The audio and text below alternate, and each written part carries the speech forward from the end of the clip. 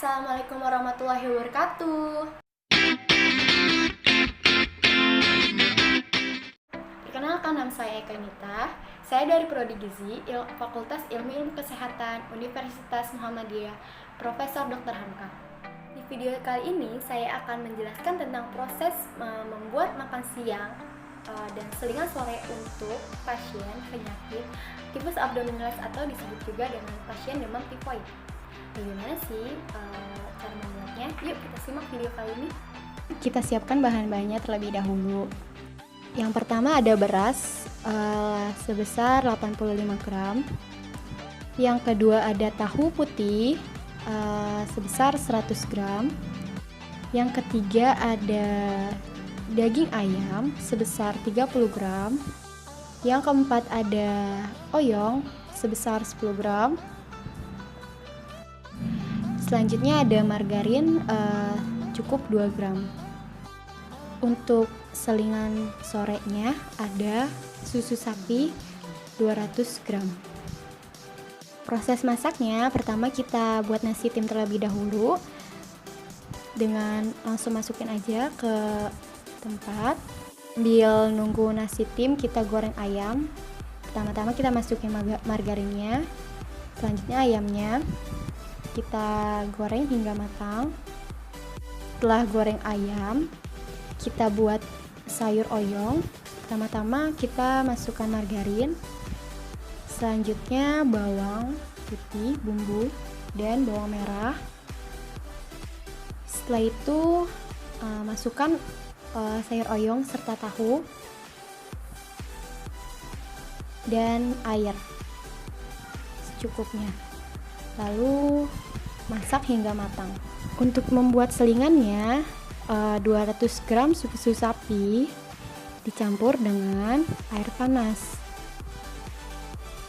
Setelah itu diaduk-aduk dan didinginkan. Nah, sudah jadi deh. Nah, ini untuk menu makan siang 30% dari total kebutuhan energi dalam sehari.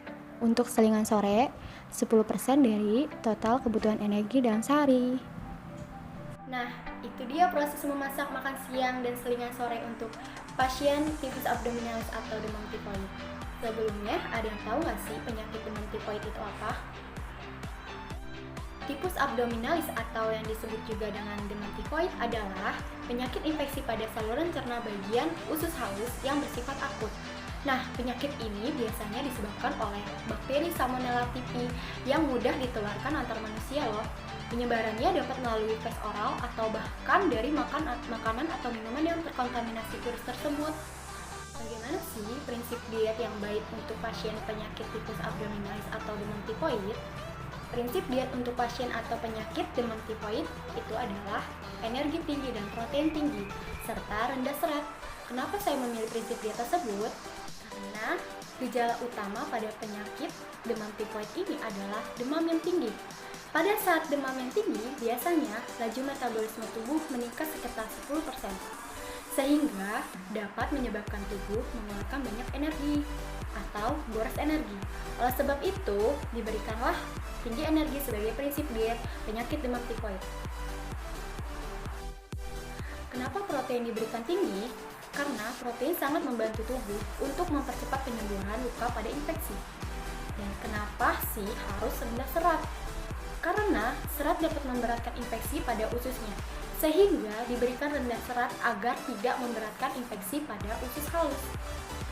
Kandungan gizi yang terdapat pada menu yang saya buat yaitu pada menu makan siang utama memiliki kandungan gizi sebesar energi 492,3 kilokalori, protein 22,1 gram, lemak 14,3 gram, karbohidrat 68,8 gram, kalsium 118,6 mg, dan zinc 2,3 mg.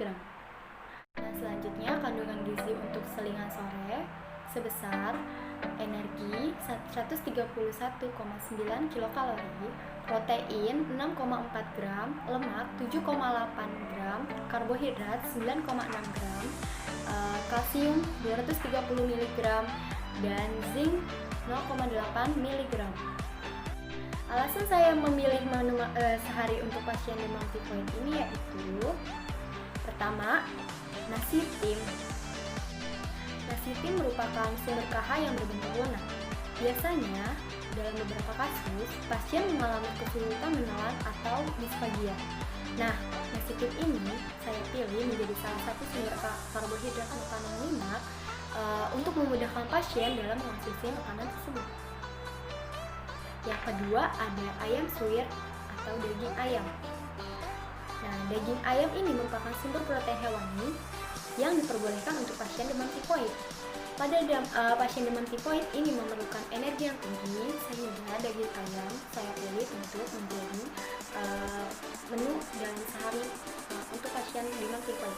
Yang kedua, ada daging ayam pada ayam suwir. Ayam suwir ini merupakan sumber protein hewani rendah lemak yang diperbolehkan untuk pasien demam tifoid. Karena pada pasien demam tifoid ini memerlukan tinggi protein, sehingga ayam merupakan sumber protein yang mudah didapat. Sehingga saya memilih daging ayam untuk masuk ke dalam menu sehari yang saya buat. Yang ketiga, ada tahu sebagai sumber nabati. Kenapa tahu putih saya pilih menjadi bahan untuk menu diet sehari saya?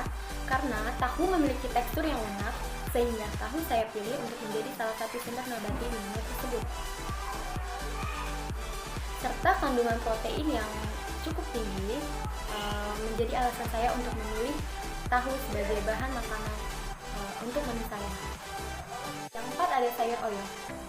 Kenapa saya memilih oyong sebagai sayuran di menu saya? Karena oyong memiliki kandungan zat gizi yang rendah serat, sehingga tidak memberatkan infeksi pada usus halus. Oleh sebab itu, saya memilih oyong menjadi sayuran di menu saya.